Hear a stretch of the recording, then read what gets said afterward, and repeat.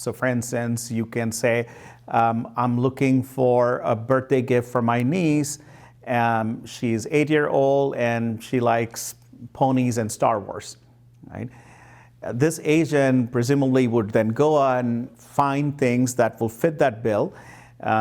It could come back with some options for you to consider, or if you're okay and you provide your budget and some information, could even actually just go and purchase something for you that gets shipped to you. So essentially, this is serving as your surrogate, right?